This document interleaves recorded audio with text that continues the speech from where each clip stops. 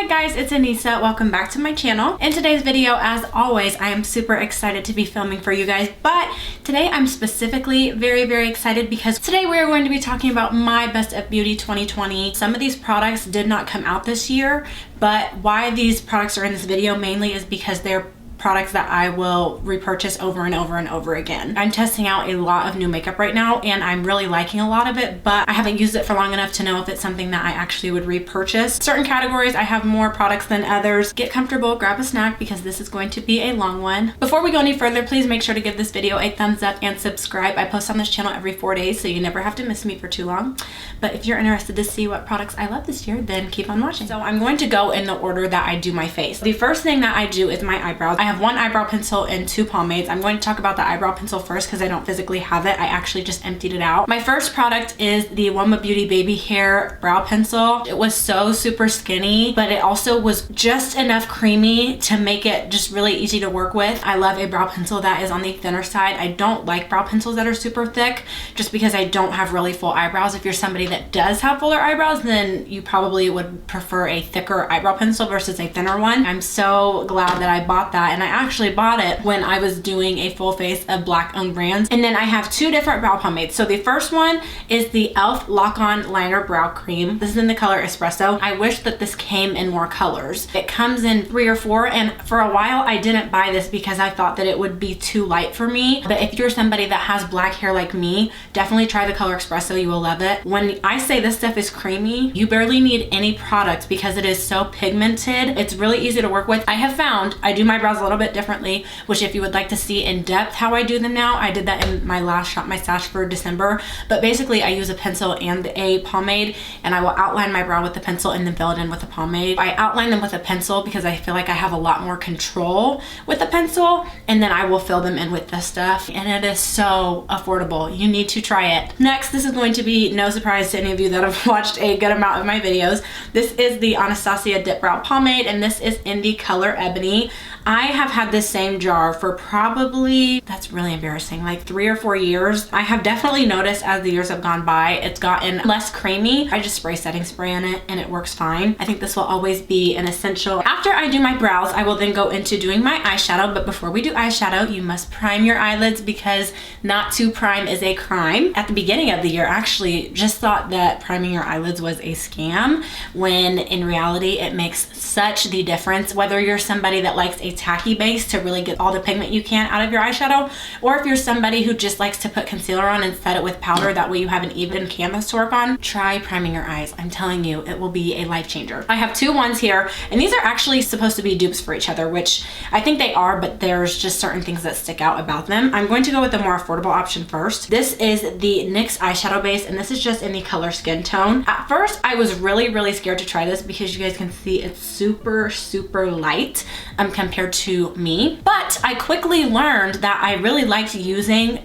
an eye base that was a little bit lighter than my skin tone, because whether you're doing a really colorful look or if you're just doing like a nude eyeshadow look, it's going to make your eyeshadow pop. It's going to give it an extra oomph and it's going to make it really vibrant. My second eyeshadow base that I really like is the MAC Paint Pot in the color Soft Ochre. These perform so similarly. The only difference that I really can tell between these that makes me not really want to pick, this one is a lot more creamy. It really reminds me of a concealer, and this eyeshadow base is actually creamier than the pot concealer that they have, versus this one I like because it's a little bit more tacky than this one is. I found my shadow stick just a little bit differently, but they're both amazing. Next is eyeshadow, and you guys know I am a nude eyeshadow girl at heart, will always be. The first eyeshadow palette I want to mention is the Warrior by Juvia's. This is everything I need and more. I could have no other eyeshadow palette and be okay with this one. I have a nice transition color, I have a crease color, I have a bunch of options for lid colors. The pans on this are so freaking huge. I don't think I'm ever going to even need to repurchase this, and that's something that I like about Juvia's Place, is that they provide really big pans, and their shadows are so pigmented. good. So easy to blend out. I have only used this eyeshadow palette 3 times, but that was enough for me to know that if I ever ran out of it, I would so repurchase it. This is the Natasha Denona Bronze Palette. I've mentioned this in 2 videos. I've mentioned it in a dupes video, and I've also mentioned it in a full face of first impressions. These are just my tones. So super pretty, really warm, has a really huge mirror, which is what I like about this palette. Natasha Denona's packaging is just everything. You really get your money's worth as far as the quality goes. It is a little bit smaller than what I expected it to be when I bought it. If I was going to jump on a plane right now and go somewhere for a week on vacation, I would take this with me. I do have 2 eyeliners. These are the NYX Epic Wear liner sticks, and I have the colors Pure White and Deepest Brown. If you guys are looking for really good affordable eyeliners, these are so amazing. I'm really not somebody that likes a true pencil. I like more of a gel lip liner, and especially for eyeliner, because your eyes are so sensitive. Even the thought of thinking about tugging on my eyes back and forth and all that friction is just so much premature aging that is going on. These are so pigmented for the price. I tend to use this one more than I use this one. They do 2 completely different things for me. This one really kind of just helps smoke out my eye, but it also really opens up the eye. And then this one really just helps me look really, really super awake, brings out the white in your eyes. After I do my eyeshadow, I will then put on primer. The first primer I'm going to mention is the Milk Makeup Hydra Grip Primer. This should be no surprise to some of you guys. This is so worth the money. It makes whatever makeup you put on your face stick to your face like glue. It feels so super good. I am really somebody, I like more jelly textured things. They just seem to be a little bit more lightweight. I don't ever feel like my pores are as clogged versus when I'm using more of a lotion texture. That goes with moisturizer and with primer. I usually will use a hydrating primer and a pore filling primer. I don't even think this claims to fill your pores, and I don't ever pair this with anything because it is just that good. You need it in your life. This one is an oldie but a goodie. This is the NYX Pore Filler Primer. If you are somebody that does not like silicone-based primers, you're not going to like this. This truly does fill your pores, and it will make any makeup you put on top of it go on like butter. So this is a little bit smaller, and you do pay a little bit more for it. After I put on my primer, I will color correct and bronze. I only have 1 color corrector. This is just the one that I've #1 used for the longest, and I just always find myself going back to. This is the LA Girl Pro Conceal color corrector in the color Orange Corrector. I have used so many other high-end color correctors, and they either A, work just as good as this, or just a little bit less good than it. It is so skin-like. You don't even feel like you have extra makeup on your face. It really just blends into your skin and really helps to neutralize any darkness that you have, whether that be a mustache, whether that be underneath your eyes, if you're a guy and you have a beard. Super affordable. I have tried the actual concealer shades in this, but that was so long ago. If you're looking for a good color corrector, don't feel the need to go spend a whole bunch of money on one, because this one will serve you right, girl, I promise. After I color correct, I then will bronze, and I actually only have 2 for this. The first one is the Fenty Beauty Matchstick, and this is in the color Espresso. If you are a beginner and somebody who is just starting to get into bronzing, you need this. It is so super easy to blend out. It's really easy to build up. It's really easy to work with. It's not gonna tug at your skin. It is a really creamy, blendable formula, and they have so many different colors. The last color in this is really, really deep. So even if you're somebody who is a deeper girl, I'm sure that they will have you covered. And then the other one that I like to use for bronzing is this Anastasia Beverly Hills Foundation Stick, and this is in the color Cool Earth. Anastasia actually does have contouring sticks. This is not a contouring stick. This is a foundation stick. When I first started wanting to contour / bronze, I could not find anything that was my shade that was labeled as a bronzer. So what I would do is I would just get darker foundations, and this is the same one that I've had. It's a very creamy formula. I love the color of it. I love the undertone of it. The difference between these two, this one is a little bit more on the cool side, and then this one is going to be warmer. I have 5 foundations. I have 2 drugstore and 3 high-end. The first one is this L'Oreal Infallible 24-Hour Freshware Foundation, and this is in the color 515. The only reason that I bought this was because I used it in the Testing Viral TikTok video that I had done, and when I used it in the video, I was like, oh yeah, this is cute or whatever. and I found myself reaching for it all the time. Like it says in the name, it just gives you such a fresh, pretty look to the skin, and it gives really good coverage. You can build it up. I usually only do one layer, and with one layer I get a medium coverage. It is really breathable on the skin. It's not gonna feel super heavy even if you put product on top of it. I have combination oily skin. Something that I learned the most in makeup this year is that you can't set boundaries with what you use just because of what your skin type is, because you will miss out on so many amazing products, and this is one of those for me. Before, I used to only use foundations that claim to be soft matte finish or a matte finish. This has a pretty natural finish to it. This next one is the only foundation that I have ever repurchased. This is the NYX Total Control Drop Foundation, and this is in the color Cappuccino. I think I'm about to be on my third one. If you guys have seen my collection and know how much foundation I have, that says a lot about this product. It is so thin, yet has the best coverage, and it also has more of a matte finish. So breathable on the skin. It is a very, very liquidy foundation because it does have a dropper. The price really isn't that bad considering how long I had mine for. I got a lot of use out of this really little bottle. You really just don't need a lot of product. It will always amaze me how good the coverage is on this. This next one should be no surprise. This is the Fenty Beauty Soft Matte Foundation, and I am in the color 420 in this one. This is just an OG ride or die. I remember I first started using this when it came out, and I just could not keep my freaking hands off of it. It has really good coverage. It does have that soft matte finish. Doesn't feel heavy on the skin. I love the scent of it. I'm usually not somebody who's real big on scents, but the scent in this is so like light and clean. Next, I'm going to mention this Too Faced Born This Way Undetectable Medium to Full Coverage Foundation, and I am in the color Chai. I was surprised that I did not try this foundation before I did. One of my favorite concealers of all time that I'm about to mention is the Too Faced Born This Way concealer, and I love the pressed powder. I still have yet to use them all three together. I don't know why, but they are just a dynamic trio. Such a great line all the way across the board. A lot of times I have found with brands, only certain products out of a line will really stick out, but these products individually are so amazing. This is a foundation that does not claim to have a soft matte or matte finish. This does have a more natural finish. Last but definitely not least, this is something that I have only used a couple times, but I've done a review on it. When I do a really in-depth review of a product, I can pretty much tell you if I'm going to repurchase it or not. And this is a new product. This is the Nars Soft Matte Complete Foundation. I could sit here and talk about it for literally hours, but I'm going to save you some time and just link my review up here. From the time that I put it on to the time that I take it off, whether that be 8 hours, 10 hours, 12 hours, it changes as far as my oil, as far as how shiny I look, as far as how much my texture is accentuated. Very, very little. It looks so good all throughout the day. This is one of the only foundations that I have ever got a compliment while wearing. And you know, when people compliment you about stuff, you remember it. If you have not gotten your hands on this, you need to. It's amazing. You do get actually more product than what you would with a standard foundation. Most of the foundations that I've just mentioned were 1 ounce.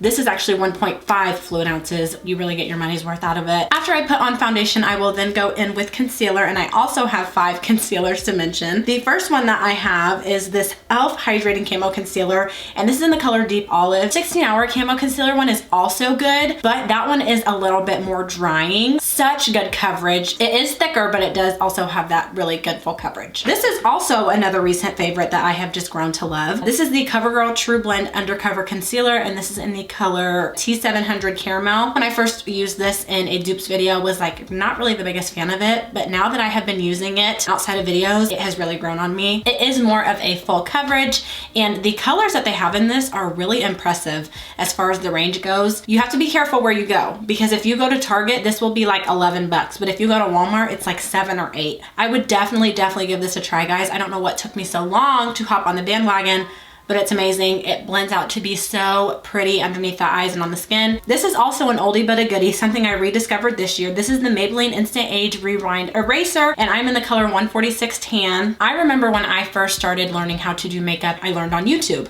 and everyone and their mom raved about this stuff, and I never was able to use it because they really didn't have a good shade range when they first came out with it. And then I remember as soon as they came out with more shades for darker skin tones, I tried it, and let me tell you, it was so worth the wait. This one is actually a little bit thinner if you're looking for something that is a little bit more thin, and I love the applicator. It's like a dofa sponge. This is also another recent favorite. This is the Jouer High Coverage liquid concealer in the color Coffee. It's funny because foundation, I will usually lean more towards something that does have a soft matte finish versus with concealer. I like something that does have a little bit more of a natural finish because you're gonna put powder on top of it. So you don't wanna have something super dry and then put powder on top of it. It's gonna look straight up cakey. This has a really super good natural finish, but it also does have a really good coverage to it. And then last but definitely not least, because this should be no surprise to any of you, the Too Faced Born This Way Multi-Use Sculpting Concealer in the color Butterscotch. I would buy 20 of these if I could. The applicator on this is so big. It takes like 2 seconds to put it underneath your eyes. It's thicker, but it's thinner. It has a really nice consistency to it. When you blend it out, it looks so beautiful. After I do concealer, I will set my under eye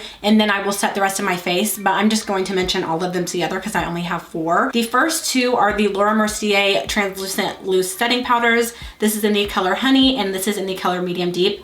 Honey is so super good for underneath the eyes. It just brightens underneath the eyes even more than what the concealer does. So it's like brightened on, brightened on, brightened on, brightened. I'm almost out of this medium deep one, which is really gonna make me sad. It just gives the most beautiful filtered finish to the skin. I prefer this over a lot of my pressed powders, and usually I will prefer pressed powder for all over the face, but I love the color of this. I don't know if it's because it's my perfect match. I've heard a lot of people say that they love to use this all over the face because it has color, but it's also translucent, but it also has coverage. And then same thing with this, when you put it underneath the eyes, not only does it brighten, but it just filters you. I think after I finish this one, I am going to go ahead and purchase the translucent one because I haven't used that one in a really, really long time. Now we are going to get into pressed powder, and the first pressed powder I actually do not have, but I'm going to go ahead and mention it still because I do plan on repurchasing it when I can get through some of the pressed powders that I have now. It is the Maybelline Superstay Powder Foundation. I actually tried it on a whim. I've had some of the powders that I have now longer than I had that powder,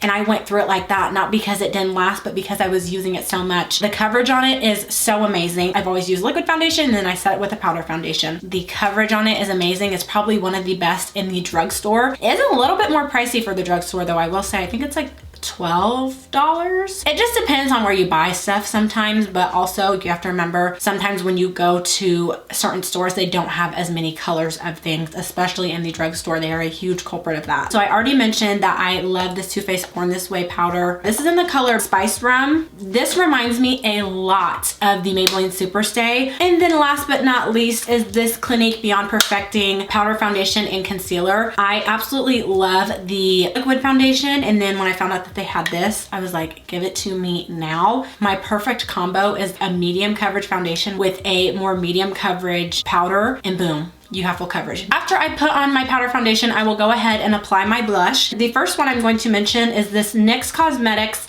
Sweet Cheeks Matte Powder Blush, and I actually have this in a couple different colors.